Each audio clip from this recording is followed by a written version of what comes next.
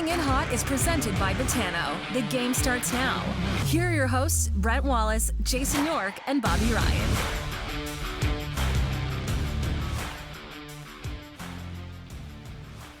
Hey everybody, Brent Wallace alongside former NHL players Jason York and Bobby Ryan. And before we begin, gentlemen, I just wanted to ask Yorkie, how was your birthday weekend?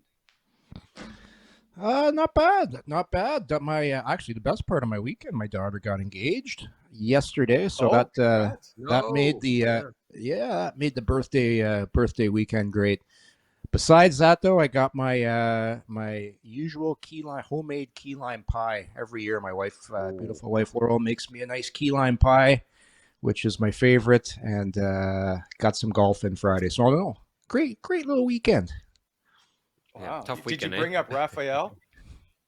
Did he show up for a little surprise? Oh man, that Raphael, the Mexican bartender, he would complete any birthday weekend. Actually, you know what I did? You'll relate to this, Bob. I don't know if you were ever a club thrower. So I get a call. I got video evidence. Can't wait for this. So I'm on my way to my friend's house Saturday night. It's in Canada. He was having a little birthday get together for me. Nice bottle of Camus, Bob, by the way. I'll crack the bottle of Camus.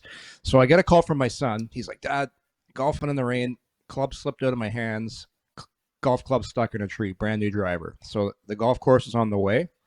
This isn't stuck in like any ordinary tree. It's 70 feet in the air, like 70 feet. So I get the superintendent over. Yeah. Yeah, we get ladders. We've got Christmas light extenders. 2 hours, couldn't get it down. Had to go back the next morning. I have video evidence of this. I'll get it up later. Pool, you know those pool extenders? We got 2 of those duct tape together. So we're basically got 60 feet of extensions, and we're up on a ladder picking away at this tree. And finally, after 20 minutes, the golf club comes down. So, and it wasn't thrown. It was backswing, slippery, up into the top, very top branch of this tree. Crazy. That is a way better. Yeah, that's a way better weekend than I had. Key lime pie and Camus. You can't. Wally, I got no golf clubs. I got nothing. And I've been awake for about 12 minutes now. So that's it. So it's not. So neither one of you, by the way, have read the Nerd Report, correct? I read it this morning. I did. Yeah. Okay. All right. We'll see how this goes. And Yorkie, there it is. Is there's no video evidence that he didn't throw the club, by the way. There's no video evidence that he did, but I did. If you're a physics person, which I'm not, but I'll pretend to be, there's no way you could have thrown it this high. And from the tee box, because he's a lefty, you swing and the follow through. I could see how he would do it when because the club can slip out of your hands when it's wet. I just don't know how it got this high. Yeah. Like this is, I'm talking. This is like 100 feet in the air. I'm gonna send Alex a video right now. You guys will be. It's amazed. Like when a stick explodes. Exactly. All right. Well, there was one time, I'm not a very good golfer. I don't know if you guys can pick that up or not, but I was in the woods and I played out, or I tried to, and it didn't go very well. So I hit my club and hit it against a tree. I bent it, but the way I bent it became my best club I had in my bag. I bent my 7-iron. I turned it into a 5-iron. And it was just bent the proper way. I loved it ever since. Yeah, it was fantastic. Just a hooded 5-iron. That's how good my golf game is. So if we ever play, I will need to get like the Club Pro if there's a foursome for me, because there's no chance that I would beat you guys. Yeah. My game's a mess right now. So you might. Why? Driver issues, man. I can't get off the tee right now. I mean, what do you drive off the tee? What's that? What do you drive normally off the tee?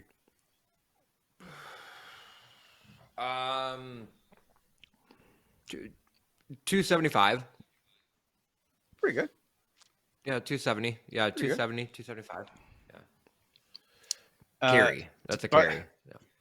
Did you guys watch? Did you play Oakmont? I think Clark MacArthur used to be a member I was of gonna Oakmont, say, right? yeah. Shitter's And- full. Yeah, me and the Grizz played there. Right? Yeah. Hey, Yeah. He lives on number 8, I think. Did he go this weekend? So, you know what? I sent 4 messages, never heard back. Never will. Yeah, He's in witness protection. how pissed is the He just PGA right doesn't- now? Hey, how pissed is the PGA right now? Kapka's coming up. Just give me that yeah, trophy. they're not happy. Eh? They're not Like of happy. all the majors to win, take the one that signifies the PGA and hold up that trophy right there. And you read the best part of it too, if you're a Koepka fan, he's going to have enough points to be on the Ryder Cup team. Yeah. So they're going to have yeah. they have to let him on the team, and they've already They have said no they're gonna- choice. What else they are got they gonna no do? choice. Yeah. How about that? 2 tourneys, he's already got enough FedEx points. Unbelievable. Yeah. Anyway, I watched golf all day yesterday. 7 hours. Did you play that course when you went to see Clarkie? Yeah, I did. So I drove out of the way in Darlene. Darlene was the name of the RV that we had for years there. And yeah, we took Darlene over, played, and pulled it right into Clark MacArthur's driveway and played the next day. What a golf course though, man! It's incredible golf course. Yeah, it's pretty cool. They had it wasn't Yeah. they had the PGA there about 12 years ago, didn't they? I'm trying to remember. 'cause, Yeah, it that was in when. Rochester. Yeah. Was that Keegan Bradley that won that, I think so. or Jason Duffner? I think. Yeah, beautiful course. I went up been and there like I went 7 up. times. I went up and I watched it. can't That's a beautiful track. Outstanding. It's a good looking. Yeah, it's a good golf course by far. Top 5 All right, for let's me. move on. Okay. You're not enjoying the golf talk, Wally? No, I am. But there's, wait. Here's the video evidence. Okay. Oh, my Lord. Look how far this pole extends. You can't. There's my brother-in-law, Mike. There's Brian. He's got the pole. Look at this thing. That's going up So- Is that in your You know golf what's bag? funny Yorkie? about this? That's that's my ball. That's my ball retriever I carried. No, that's we had this. I had to go to my brother-in-law's. We had to get his 2 pool extenders, extend them totally, like 30 feet each, and then duct tape them together with sticks used as splints. Like it was crazy. But You know the best Anyway, we part of got this, it. Yorkie? I call Yorkie yesterday to ask about something, and he goes, and he's out of breath. So he's like, I'm outside, I'm working with my brother-in-law. Doesn't mention a thing about him trying to get a club out of a tree 70 feet high. I thought he was doing yard work. this is yard work. I'm just gonna Venmo you $4, bud. It might be a club you won, but just let it go. Yeah. It became like we had the Mission Impossible music going. It's not about the money. It's like when it's there, you can see it. It's a challenge. And at this stage in my life, I enjoy a good challenge. Not a lot going on. God, it's a Fair half enough. stroke, man. Just drop one. But it's it's a driver. It's his favorite club. Oh, yeah. I got a big match today, by the way. Big dinner match tonight. Yeah. We don't play for money. We only play for food. It's always for dinner. Is it with your brother? Or is he no. busy signing contracts? No? He's still in Arizona. I got a message at him like, what the hell's going on here? People need to know. I'm just going to throw that out all show to see if I You can get guys something gamble out of for you. dinner at Moxie's? Oh man, Moxie's would be great right now.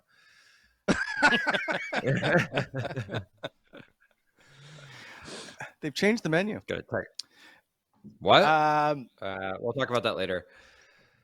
I used to. I've golfed with the chef of Moxie's, the executive chef, one time. We've stayed friends ever You're not a since. chef at you're not a chef at Moxie's.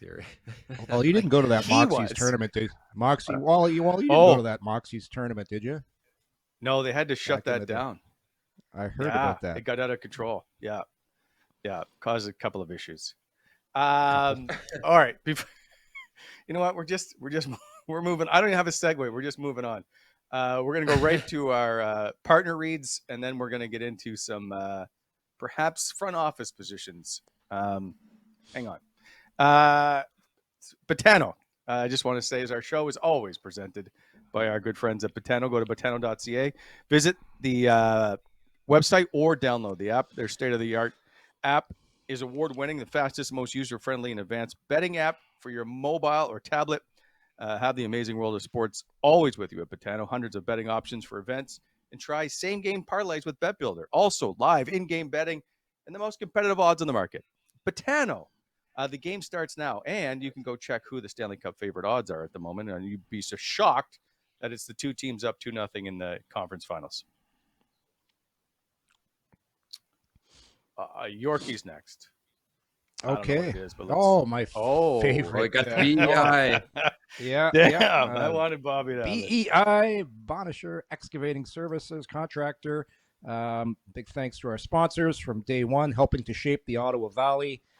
Don't forget to slow down in traffic zones. When planning your next project, consider BEI on your aggregate supply needs. And that's it. Don't forget, what do they have going on Fridays, or is that just Renfrew? The ice is out, so there's no more hockey right no now hockey for the boys at BEI. Yeah. Well, no, I got to get on planning that a team big wedding. Year. Oh, yeah. So, nice. Yeah. Nice. So the owner is busy. He doesn't have time for hockey right now. Great job, Yorkie. Thank you. As always, this show held together loosely by Renfrew Pro, the original hockey tape. It's Pro Blade XT cloth hockey tape. It's hand tearable. It's moisture resistant. It helps with puck control. It's available at all major retailers as well as at renfrewpro.com. It's the one with the green core. Use what the pros use. Reminder that Free Tape Fridays, you can always tag them. Flip that thing, man. I need that. Like, when's there it you coming? go. Free Tape Friday. Yeah. Renfrew Pro. Feel the game.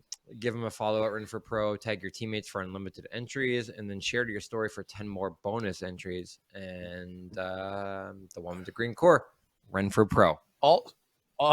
Also, I'd like to point out, if you go on their website, you can get 10% off your first order. So give them a shout. Also, AG1 Athletic Greens. If you want to order AG1, go to their website /cominginhot, and you will get a free gift when you sign up. There you go. So also, I just want to point out, thank you to all our partners. Without that, their support, we don't have a show. So thank you to all of them. Okay. Let's start with, do we do the sales stuff and get it out of the way? I'm tired of the sales stuff. However, Yorkie and Bobby, we know it's coming down, hopefully to an end. Perhaps this week we will find out who is going to be the guy, or I should say the group. Should we be surprised that it's I'm going to go. I think it's still Michael Andlauer. I know it doesn't matter what I think, or it matters what they do with the sale, but I still think it's Michael Andlauer, the guy that you never hear from, haven't heard a peep from, just the way Gary likes it. Yeah. From day one, this is what I've heard about Michael Andlauer. If you're talking about because there's been so much talk about what's going to happen with advertising the team with the Ryan Reynolds angle and now with all the celebrities. This is what people have to remember. At the end of the day, in a Canadian market, it's about winning and it's about hockey first. And when I think of Michael Andlauer, he wants to buy the Ottawa Senators, and I'll tell you the number one reason, because he wants to win a Stanley Cup. And that's all he cares about. He wants to win a Stanley Cup. So if you're thinking of what's best for the Ottawa Senators, it's winning. And especially with the team they have right now. And I'm sure all the same groups are the same too. But you didn't really hear those reasons from the other groups. It was more about this is going to get done, the publicity, this can get done. But to me, man, like, I'll say this too about doing, because there's been so much talk about players, and Bob, maybe you can talk to this. Would you really want the cameras on 24/7 when you're going about your daily, when you're going about your daily business in the NHL? there's a lot of stress, and people wouldn't think, "Oh, you're in the NHL, it's fun." Well, no, like it's when things are going bad, and these stories are great and the storytelling. And but the thing is, there's always somebody that gets painted as a jackass. So imagine how nervous you are. What's gonna happen when the story comes out? Am I gonna be the one that looks like Brett? Like look at like how happy do you think Koepka was when Full Swing was finished? Like it made him look like he wasn't happy with that. And that's imagine you got a job to do. You're paid millions of dollars to do it. Now you got to worry about what you're gonna look like on TV. Like. I don't know about you, but I don't know if I'd want that. I just don't know if I'd want that. I wouldn't. No, I wouldn't. I just hope just get it done. Just so the players can play. That's basically it at this point, Just let the players play. My point is, I just want to see a group come in that cares about winning and that wants to win a Stanley Cup. And I think all the groups do. But for me, that's first and foremost. And I think that's kind of been lost with all the celebrity talk and all this. The most important person to buy this team is someone that's going to want to win and someone that's going to want to make this franchise get a Stanley Cup. Because that's what this city wants. Number one, that's what the city wants. And I think that's been forgotten. Yeah, I couldn't agree more. 2 points. One, and I'll get back to the 24/7 documentary. The first thing is, and you brought it up about winning, and I've seen this on Twitter and social media about why would you want Michael Andlauer, who owns part of the Montreal Canadiens and owns a Hamilton, actually, are they still in Hamilton? Yeah, Hamilton junior team. And I'm like, because he's a hockey guy. Do you think he's going to cheer for the Montreal Canadiens once he's sold and is the owner of the Ottawa Senators? Bobby Ryan doesn't cheer for the Anaheim Ducks when he's playing for the Ottawa Senators. I don't understand this nonsense. So why would we want a guy that's already owned a hockey team? Because he's going to sell it. And then he's going to buy the Ottawa Senators and want to win a Stanley Cup. You don't think he'd want to stick it to the Montreal Canadiens? Yeah. Here it is. I own this team, and now I'm the Stanley Cup champion. Yeah, and I'm sure I don't understand this nonsense. And the same thing is, like, I know that's why he wants to buy the team, but I'm sure that's the same with the Kimmel Group. I'm sure they're from Toronto. They live in Toronto, but if they buy the Ottawa Senators, they're going to want the same thing. When like people want to win, people have money. They have money for a reason because they're competitive people, and they've done well in life. It's not by luck. It's not by chance. But no, I think that people have to get back to thinking about that, like winning, and especially in this town. In this town, you have to win. You have to win because if you don't, it's. I don't care how nice your building is. After a couple of years, that shine rubs off, and you're not going to sell it out. You got to win in Ottawa. You really do. It does. Yeah, it doesn't matter. Yeah. See, Yorkie, I think you just need to be competitive. There was a couple of years that Ottawa wasn't in the conversation, though. Yeah. Yes. I don't know. Like in a playoff picture, this is all I think that the city wants. Yes. If you're a young team, let's get moving on the up and up. But then if you come in and you spend to the cap, which this team's going to win, and it depends where expectations are. Like if expectations are high, and you don't meet those expectations, people aren't going to be happy. But at the end of the day, I do agree with you. It's about effort. It's about showing you want to win, and that's going to be really cool for the city. Having an ownership group that, from all reports, is going to spend to the cap. That's going to be super exciting because that hasn't happened for a long time in this city. Yep, I agree. Probably since I haven't looked back, but I feel like the 07-ish era was the last time they really got up to the cap. And to your point about cameras 24/7, here's a couple things. One, no such thing as bad publicity, right? Everybody, once people know about you, then they actually pay attention to you. But two, like I know in the Toronto Maple Leaf series, they had say over what ended up in the All or Nothing, I think it was. So they don't always paint you in a bad light. They try to protect you a little. And then thirdly is the cameras aren't on 24/7. It's very scripted of when they have time to be around you. And you have to agree to let them come to your house and all that stuff. So I'm just going to say it's a lot more scripted than 24/7. For sure. In the locker room, though, there would be cameras mounted in all the corners so they could see the entire locker room all the time. I will say that. it depends how the team's doing. If things aren't going well and you're losing, like, you're not going to be happy about it. It's different when you're winning. Everyone's happy except for the guys that are getting scratched and the guys at the fourth line. But for the most part, everyone's happy. But hey, different story when you're losing, man. Which is why I was shocked the Leafs did that, because the Leafs have nothing almost to gain unless they won. If they won the Stanley Cup and had that, it'd be fantastic. But then you just see the implosion that's always seems to be the Toronto Maple Leafs. Well, it's an interesting conversation because, because we all talk about if Ryan Reynolds bought the team, what he's done with Wrexham. That's a very low level soccer team that he helped build up. Like, if you did something like this in the East Coast League, the guys would love it. Like, talking about a journey on the coast and on the bus, and they would be because guys that are making whatever they make on the coast, like $50,000, are now going to have a chance to parlay this to maybe something that can generate them income versus a guy in the NHL that's making $8 million. Oh, okay, well you're not sure. Like, I tell you one thing, a guy like Paul Kariya, he ain't gonna want the camera on him. You imagine Joe Sakic really sell it to Paul, wouldn't you? But there's always a couple guys in your room that are gonna love it, though. They're gonna be like, there's always those two guys that are just gonna love it and eat it up. You know who's gonna love it the most if it does happen is the wives. Like, the wives will love it. Like, how do I get on there? Hey, let's be honest. Let's be honest here. No, I'm not starting on this one. So get out of that. Anywho, I think it would be great for Brady Tkachuk for sure. It would have been. It would.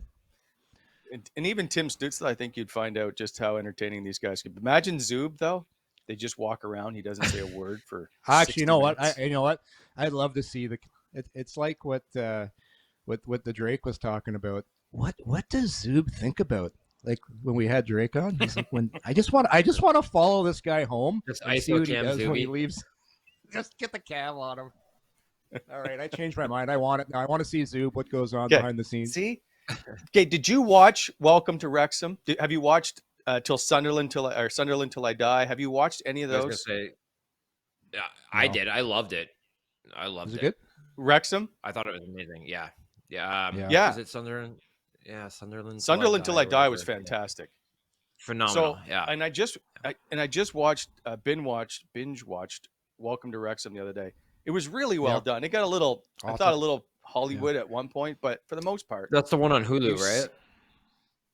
Well, they had it on regular cable here. Whatever. That's why I watched it. But okay, it really well done. You see the passion, and nobody really came off as a jackass. So I think you can still do it and put it all on the positive spin. Now, unless you start to really tank and everybody starts to get fired and all that stuff, but for the most part, it's right. Like, all of a sudden it's complete carnage and everybody's being traded out of town. Anyway, I welcome it, and I think it should be done anyway, right? I think it should just be done by the Ottawa Senators staff. Like, you can still do that. I am disappointed. One last thing about the sale. Yeah. I am disappointed that Ryan Reynolds aligned with a group and didn't wait, I think, till the sale went through to kind of join. But maybe I'm wrong, and I don't understand and I don't know what the inner workings were. I just wish he was still involved. And that's the only thing I feel disappointed about this process. For him, though, don't you kind of have to? You have to align with somebody. Excuse me. You have to align with somebody at some point, right? But everybody wants you. Yeah. Mm-hmm. Yeah. He's a free agent. Yeah. Well, I don't know. I think I think the report was that Remington offered him a significant stake in the team. So it was someone's going to do that. Someone's going to do that for you. But who knows? It's not over yet. Like this until something's announced. Like you never know what could happen at the last hour of negotiation here. Does he jump back in with a group? Like it's, one thing, the NHL still really wants him. They still really want him. It's just, where is he at right now? So we'll see. So you'd have to think, though, this week is a very important week, and at least something's going to get announced. God, I hope so. It's just getting out of control. Pretty soon it'll be every celeb. that wants to be involved. Anyway, I just just get it over with. But the one thing is, as we continue down this road, it's getting late to make changes at significant levels of this organization. That means whether it's GM, coach, any of that stuff. And so this brings me to the point of the Toronto's got nobody left in their front office. I think Shanny's coaching the NHL team. I know Keith's still there for now, but Shanny's pretty well the last man standing.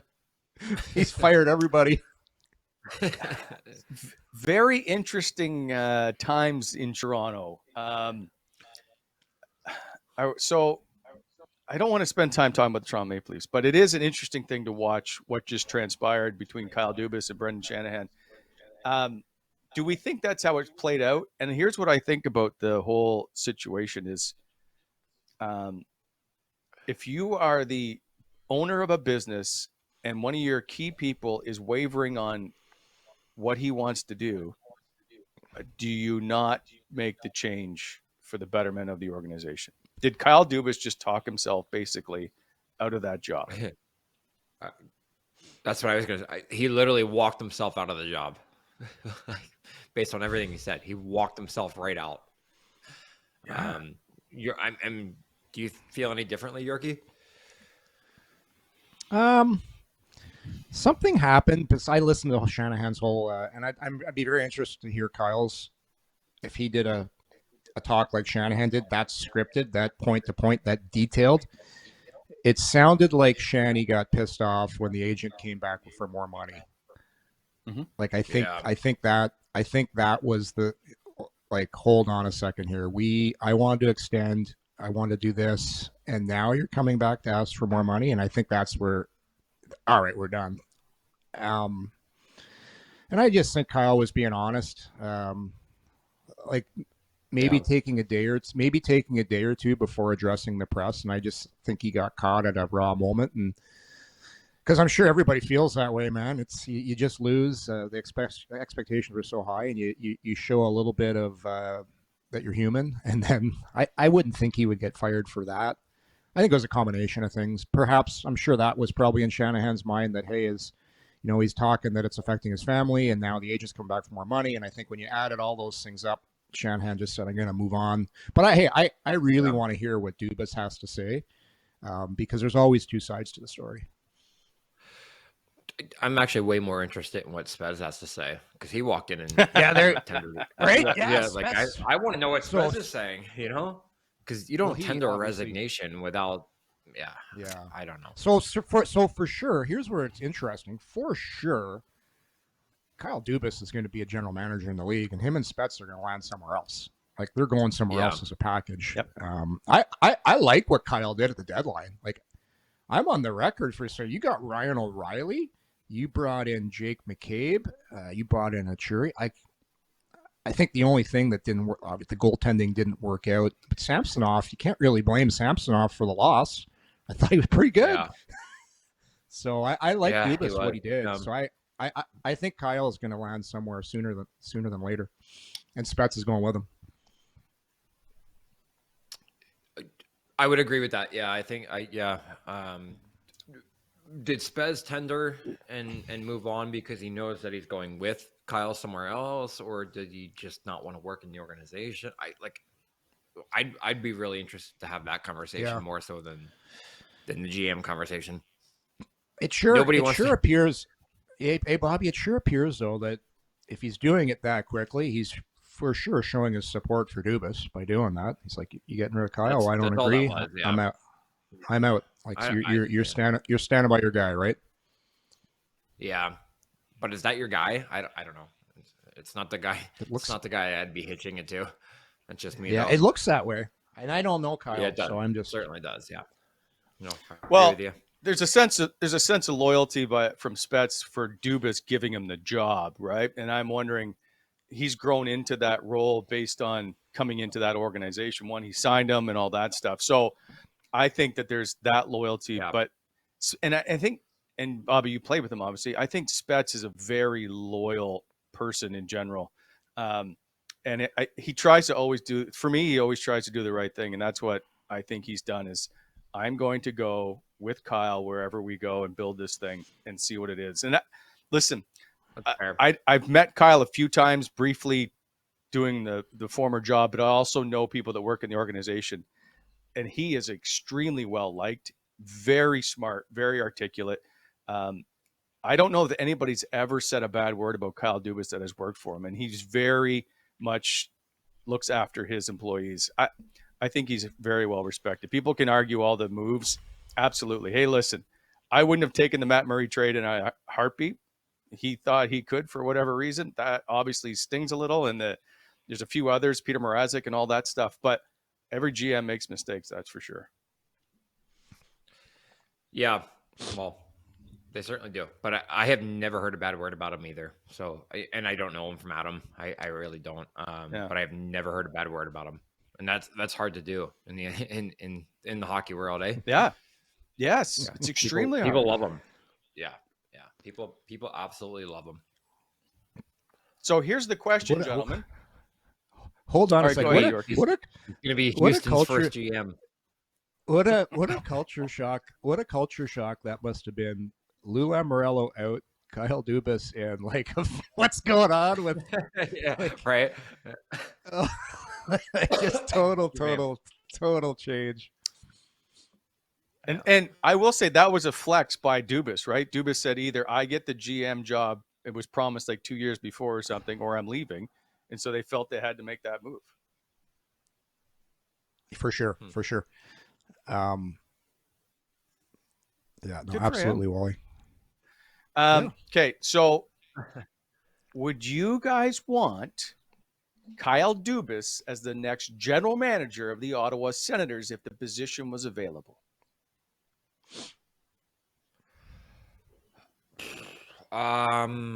No.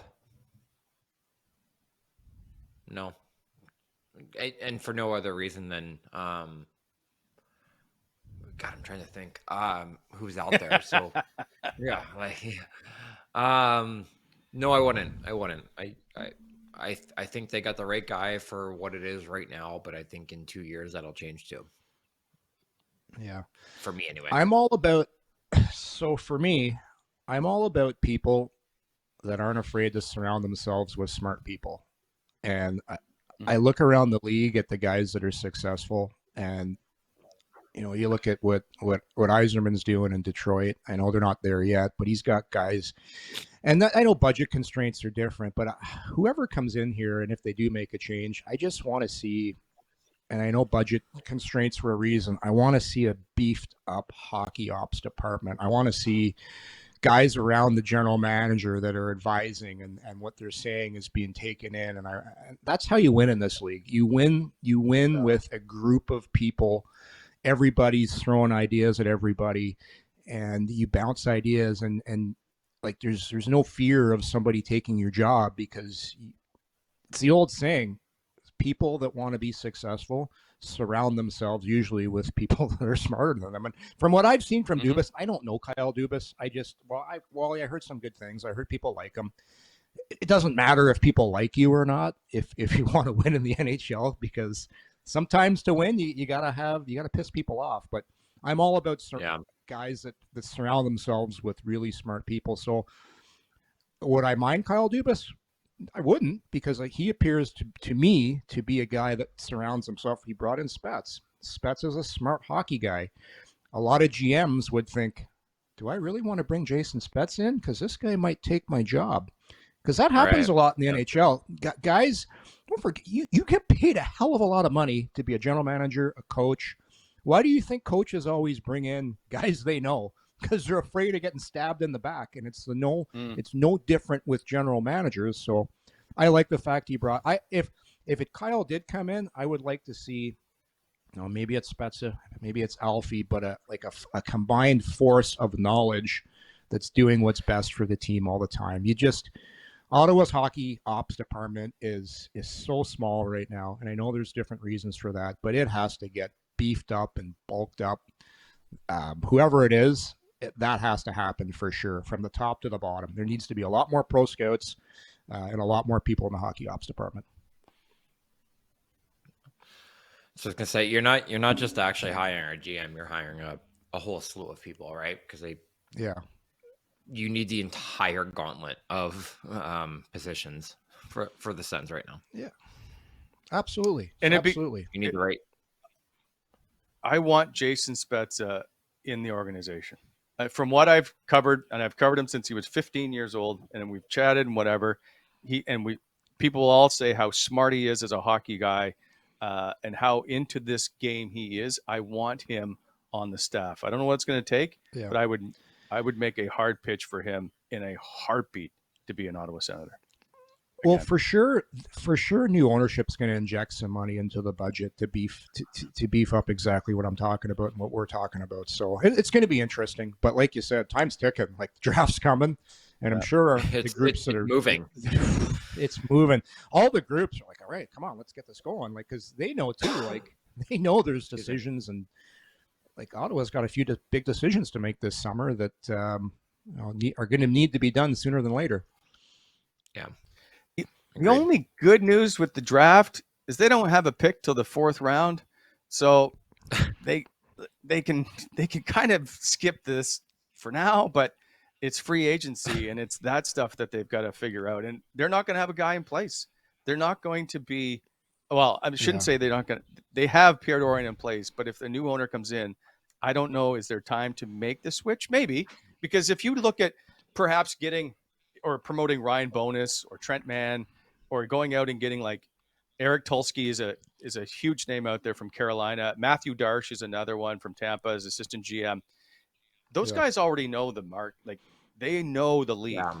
So maybe it's not that big an adjustment. Yeah. Here's why this offseason is really important for the Ottawa Senators. If these playoffs have taught me anything or have reiterated what I already thought about the NHL, the third line is so important if you want to win in the NHL. Right. And Ottawa, you look at what's going on in these Stanley Cup playoffs, and I know Ottawa has to get there first, so making the playoffs is first and foremost. But it doesn't pay to put all your money in your top 6. Like everyone talks about having a great top 6 and spending all this money, and Ottawa's got a big decision to make with DeBrincat this summer. And you watch what's going on right now. It's depth that wins in the playoffs. So I think that's a much bigger decision than people think. And just look at the Panthers. Look at Carolina. Look at a guy like Dadonov right now for the Dallas Stars, what he's doing. I know Pete DeBoer must have some magic elixir that he knows Dadonov likes, so he's getting him to play because he wasn't playing like this before. And how about Derek Stepan? For Carolina, he wasn't playing like this before. So, how good is Chandler Stevenson?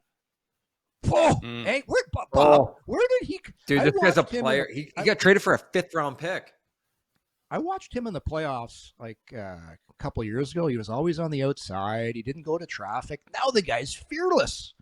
It has to be the Stoner effect. The Stoner effect too, though, right? Like he's got Stone.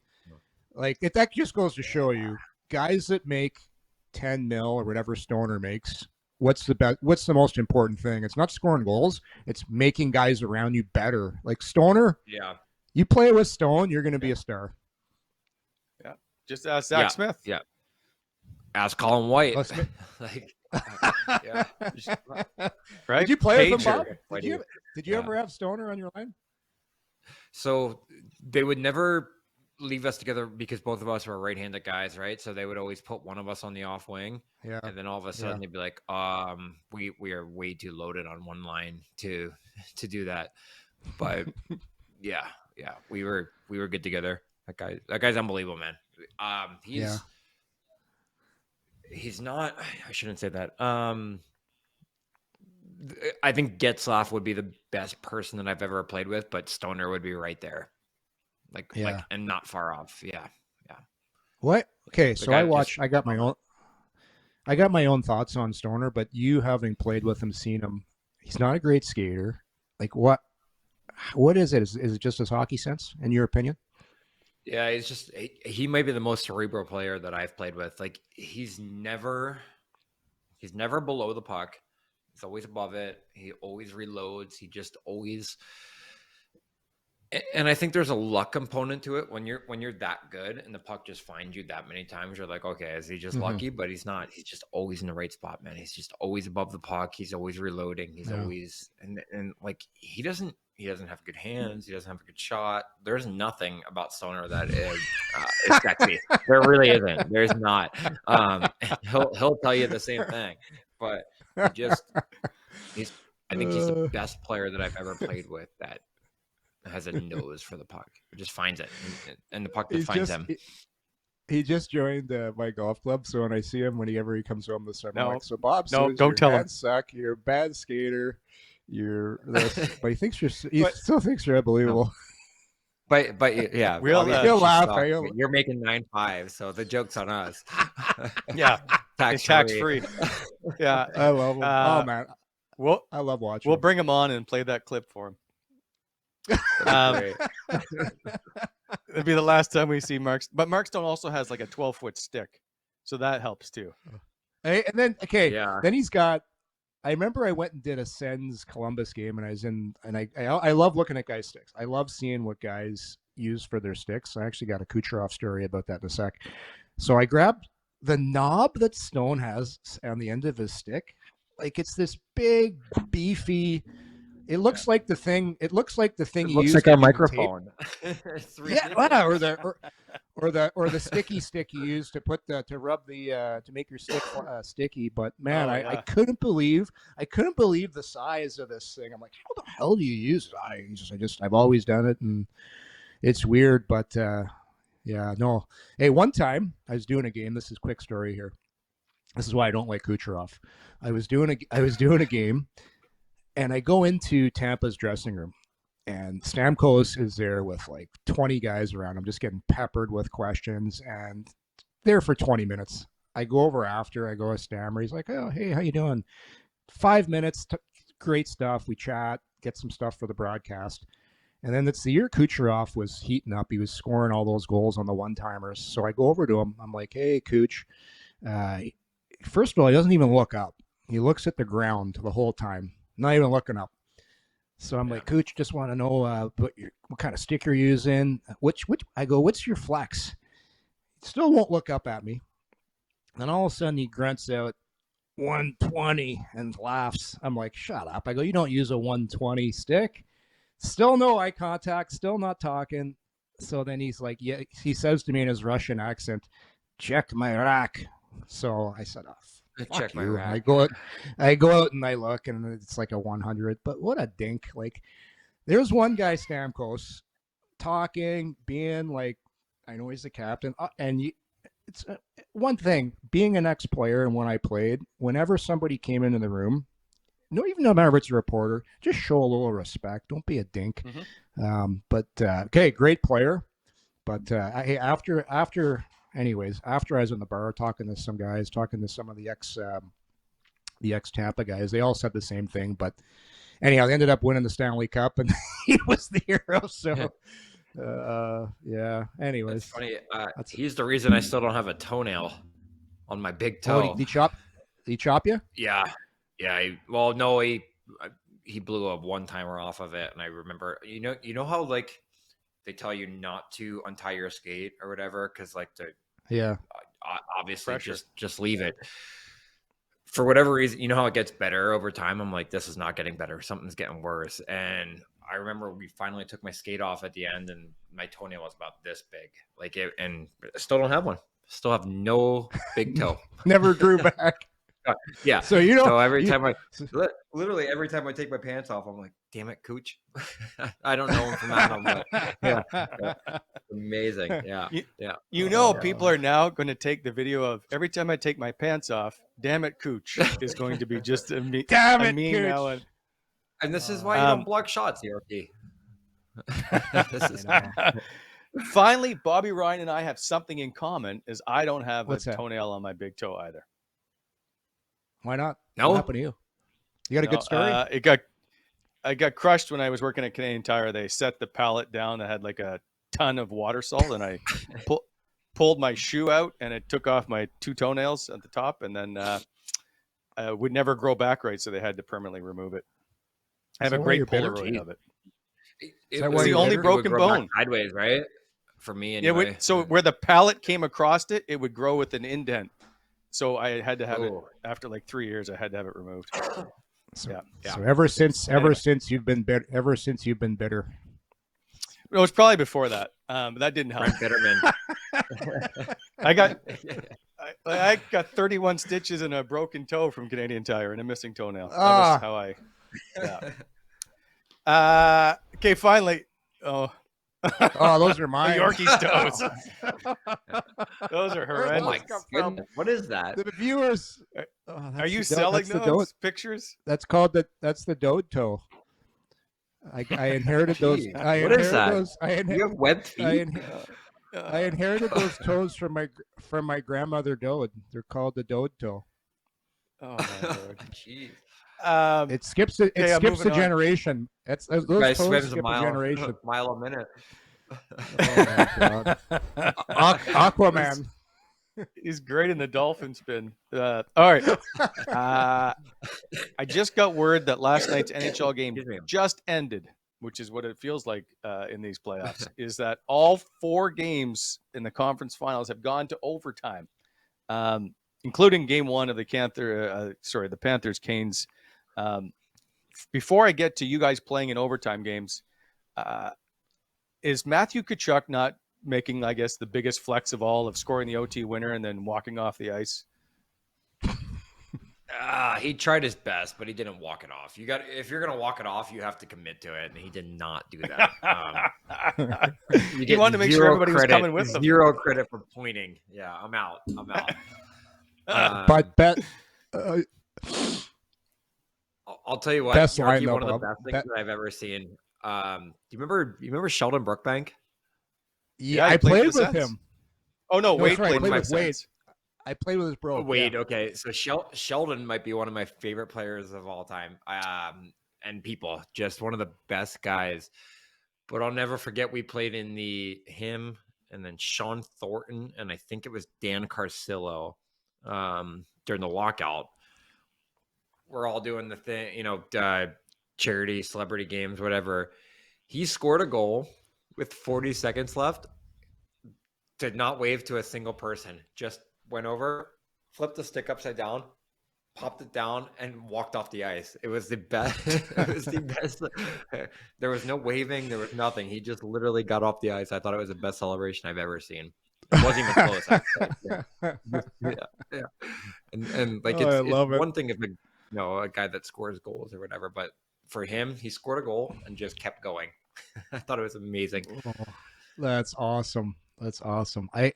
I loved Tkachuk's line though. After he got interviewed, he called it the old bus and 10, boys. Gotta take the bus and 10. Yeah. Which, for people listening that don't understand that, everyone's always when you get off the ice, they write on the board when the bus is leaving. So Tkachuk is saying it's leaving in 10 minutes. Let's go. He called his own shot there. I can appreciate it. I would hear that all the room post-game interviews. Yeah. Bus and 10. Long time like Crosby. Yeah. Bus and 10, Sid. Bus and 10. 2:35 in the morning, guys. Is that insane? Oh, God. What? 2:35 because I think he said it in an interview. He's like, I'm really looking forward to catching the 2:35 bus or whatever it was. Late night. Just to remind, Wade Brookbank was in the Sens organization. He just never played for Ottawa. He played in Binghamton. Do you know Wade? Do you know Wade, Bob? No. I've heard he's an absolute beauty, though. Oh, just great guy and great fighter, really good fighter. Yeah. Awesome human being. Love that guy. I think Sheldon is one of my favorite people of all time. I absolutely love that guy. Sheldon Brookbank is. I think he's coaching, isn't he? I don't know. I remember. I remember he was an assistant coach in Chicago, and I was skating off the ice, and I looked over one time, and I was like, "What are you doing behind the bench? In no world should you be back there." In Grand Rapids, Wade Brookbank of the AHL before they moved to Binghamton had 337 penalty minutes. Oh yeah, he could throw them. Touch, eh? Just a touch. All right, so I looked up both your playoff histories of to see how long you guys have played in overtime games. Bobby, you played in a triple overtime, and Yorkie, you played in a double OT. I don't want to bring up the double OT because it's a typical Buffalo win back on April 23rd, 1999. Miro Shatan ended it. And then Bobby, you played 32 minutes, triple overtime, a game against. Oh, now I don't remember who you'll be able to tell me. Detroit. But Todd Marchand. Oh yeah, Todd Marchand scored the winner. Okay, 32 minutes, your career high. T-bone. You do come here at the end and hop into the pile. It's the only video I could find of you. Am I in the mix?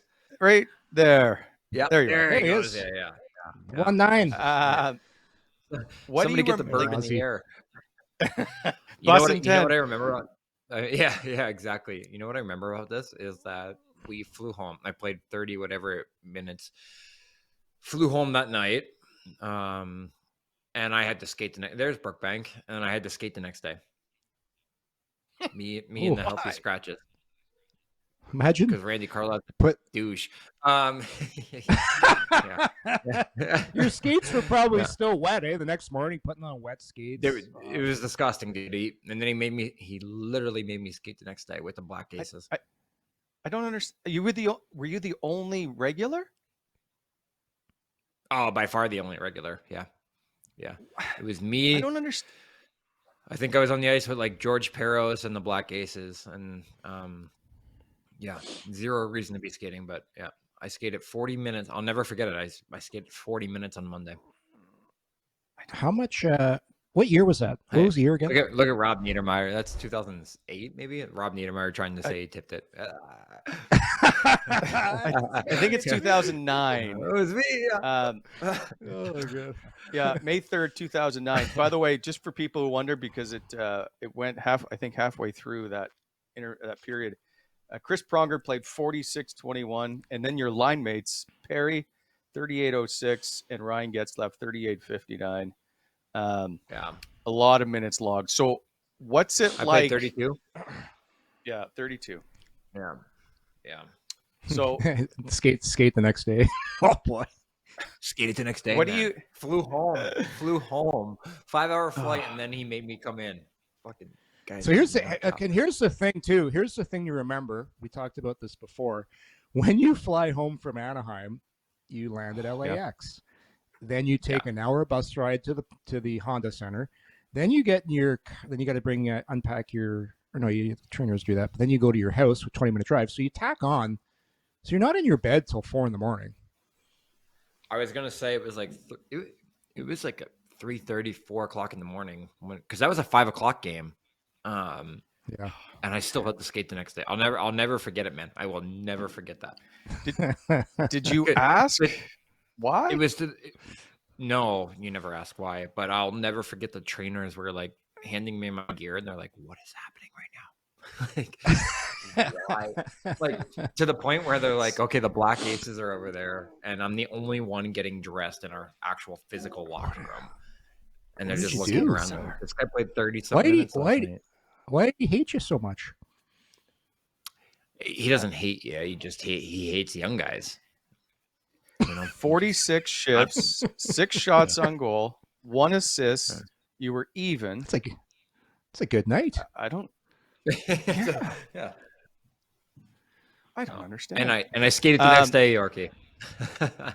So we were talking about this before we got on the show. That old school mentality in the game of it was always you work harder, work harder. If things aren't going well, work harder, and when you're in a slump, practice harder, be on the ice longer. And that, I don't know when that changed. When that changed, like 5. Well, obviously Guy Boucher, rest as a weapon, but now, did we have mandated time off back then? When did that come in? No, where you had to get so many days off. I was going to say that was the middle of my career. Yeah, I feel like it was after the lockout in 2012-13. I was gonna say the only reason excuse me, I'll never forget that because Randy Carles, you guys want 4 days off a week or 4 days off a month? Like you're gonna give me 6 days. You're gonna give me 6 actual days, and then 7 is gonna be a full day off. But he used to absolutely abuse it, man. Just crush us. You guys want your 4 days off a month? Watch this. Hey, 2016-17, it was brought in the bye week. So Okay. when I first came into the league, you used to be able to have training camp days last as long as the team wanted. And I remember when the I remember because you would go to the rink and you'd be on the ice in the morning, come back in the afternoon, and then the rule came in when you're only allowed at the rink for a maximum of 3 hours. So I remember guys on our team would have to watch.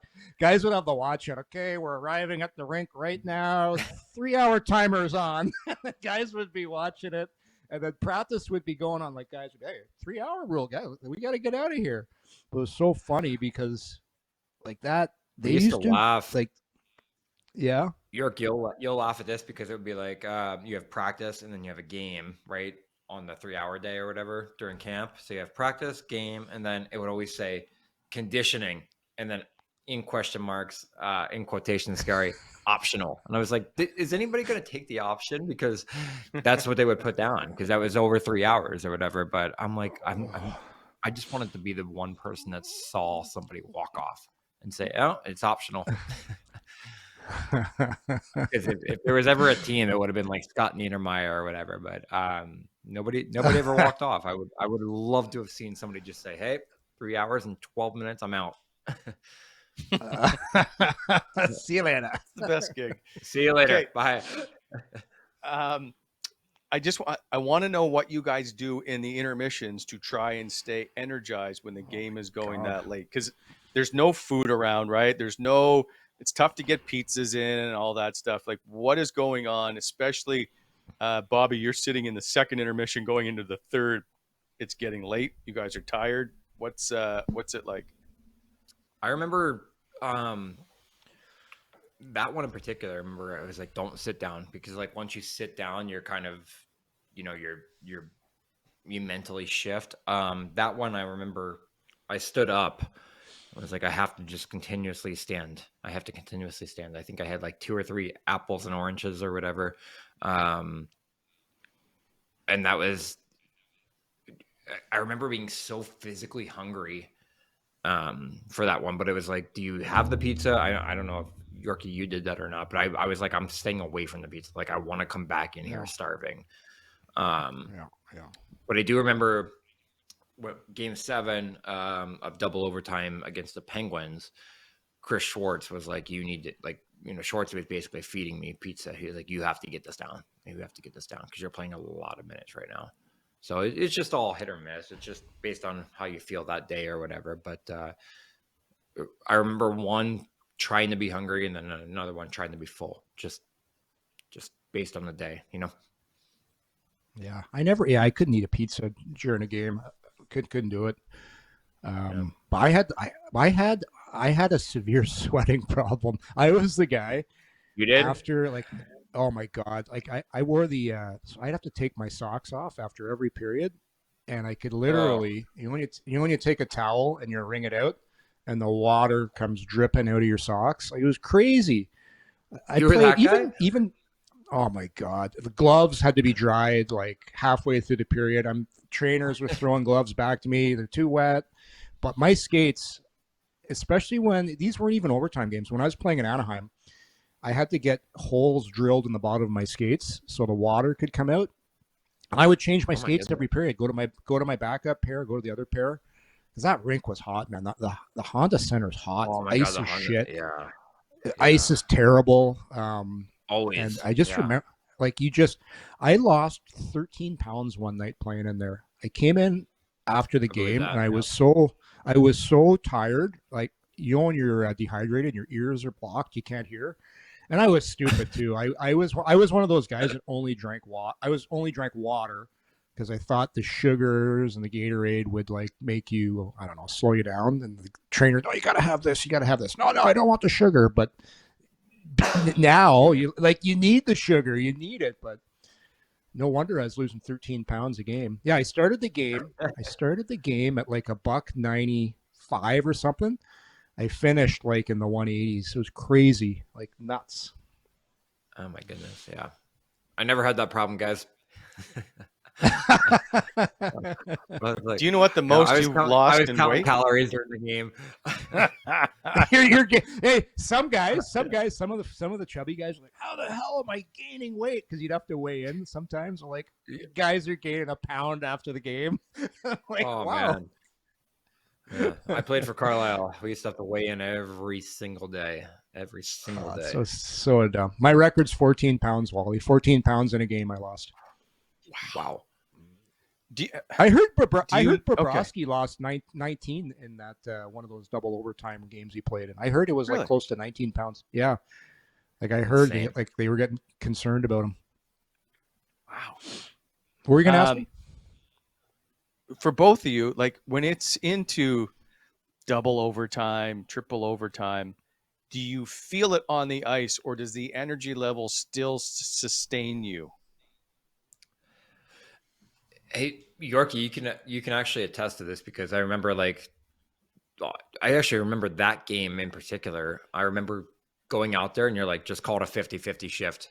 Just trade a chance, give a chance, and just get out of there. Like just whatever, get a chance, go the other end, give one up and get off. Something's got to give. I just wanted my equipment to be. I just wanted my gear to be dry. I'm like, slippery gloves. Just don't screw up this pass. Like, yeah. I'm like taking a stride, and my socks are sloppy inside my skates. I was all about staying dry. That was my main concern. I remember lining up next to Pavel, and I'm like, Pav, one of us has to get this done, buddy. What did he say? Did he just grunt at you? Okay. Okay. Yeah. Like, yeah. Okay, Bobby. So, hey, Zetterberg, hey, Z, just, you get one or I'll get one. Just somebody's got to get it done here so we can all go home. Yorkie, did you do something to your skates due to your issue of profusely sweating? Yes, I told you I had to get the trainers drilled holes in the bottom of my CCM, whatever tax, so the water could funnel out through the holes. That's unreal. It was crazy. I've never heard it was that before. crazy. My skates, the one we played one game in Anaheim, and I put my skate over after the game, and water was coming out. It was crazy. Oh my goodness! You should seek medical attention. And I had the heavy, and I used the heavy ICM blades too. Like those are heavy to begin with, like just big lead feet. Yeah. Okay, last question before we go. Does either Dallas or Carolina come back in their series, I should say?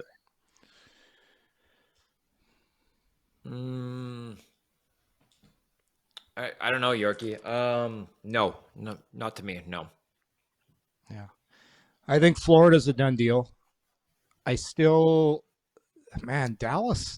deserved to win. They should have won that last game. I thought Vegas only had 10 shots through 2.5 periods. I thought Dallas got a little unlucky. It's pretty crazy too, because you'd think in these tight, low-scoring games that they'd have the advantage with Ottinger, but Vegas is getting unreal goaltending by was he third or fourth string goalie that they've got in there right now? Like it's not so big anymore. I don't know. Yeah, no idea anymore. I think I would say if one team could do it, probably Dallas. They haven't lost at home yet, right? That's the one difference. Like you still haven't lost the series till you've lost at home. So I'll give Dallas a chance, a slight chance. But Carolina's lost both at home. They're done. Yeah. And Matthew Tkachuk's on a mission. He's on a goddamn mission right now. Him and Sam Bennett. Yeah. Like he's about to Conn Smythe, man. Yeah. Right. Like right now, if I'm a GM, I'm like, how do I get a Sam Bennett on my team? Like this guy is prototypical playoff player, like running guys over. He's not afraid. Just friggin' looks like he's just do whatever it takes. Yeah. I think if I'm a GM, I'm trying to get Carter Verhaeghe for 1.5. Oh, hey. Yeah. How good is he? Right there. 1.5 or whatever it is. He's going to make $8 million next year. How clutch is that guy? Unbelievable. And like we talk about Drake Batherson and the way that he makes plays in tight, but Carter Verhaeghe might be the best guy in the league for $1.5 million. Hey, Bob, and you know what I love about him? Because we talk about all this time in the playoffs, there's no space. If you're a perimeter, if you're a perimeter player and you do everything on the outside, you ain't scoring in the playoffs. Verhaeghe, he's like Gumby. He's in the corner. He's getting squished. Somehow he gets out of it. Puck's still on his stick. Somehow he gets a shot, and somehow it goes in. He's the worm, man. He just finds a way. Yeah. He contorts his body how to get away from checks and stuff. But he's talk about man, this too. he's just fuck. How good is Anthony Duclair right now? Oh, so fast, man.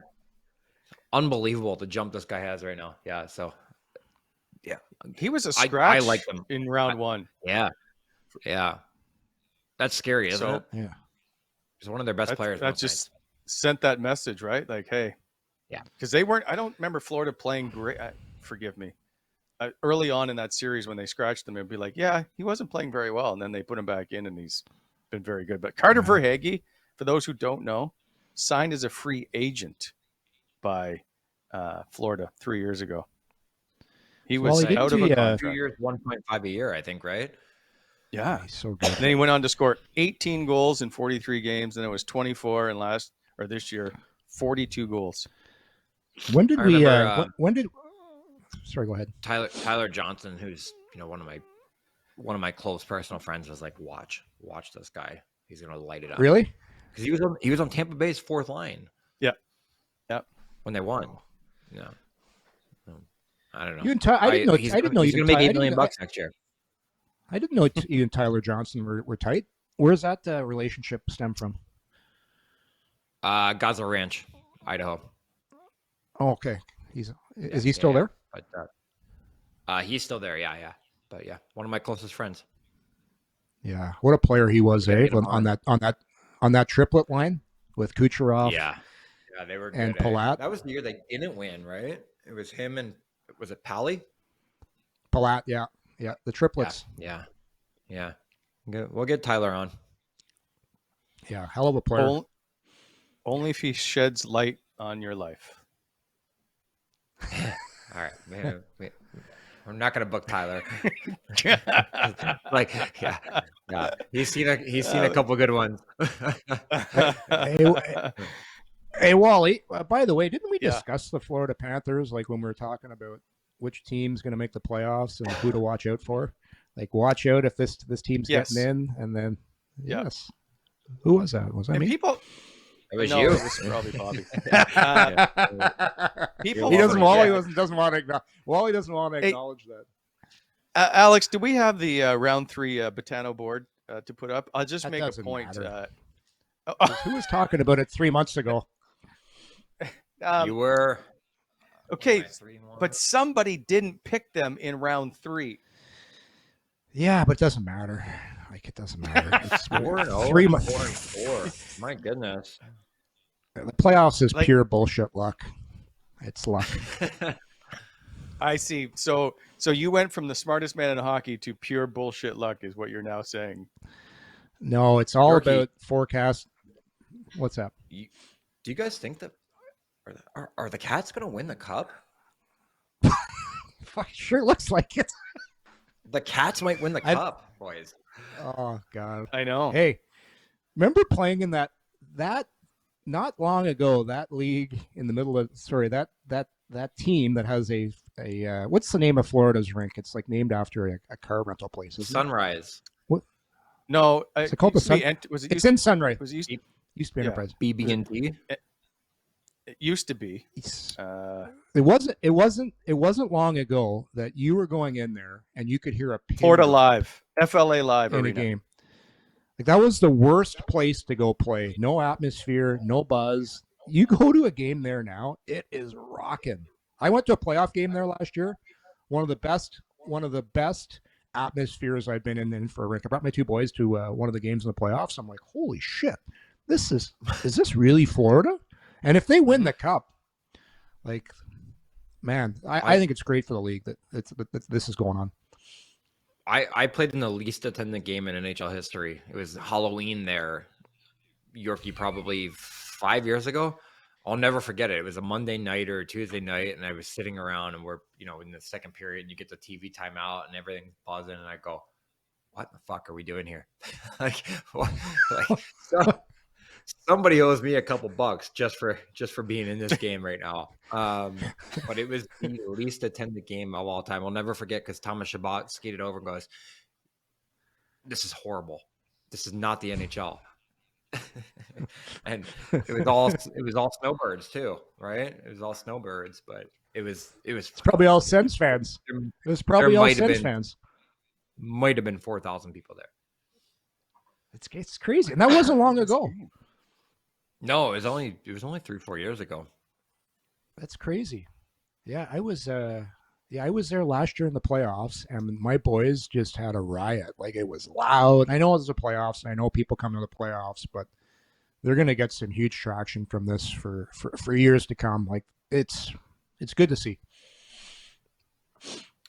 Did you play that? You find it, Wally? No, I don't have it. Anyway, unless they moved Halloween, I don't have a 11. It was close to 31. Halloween. It might not have been on the 31st, but it was.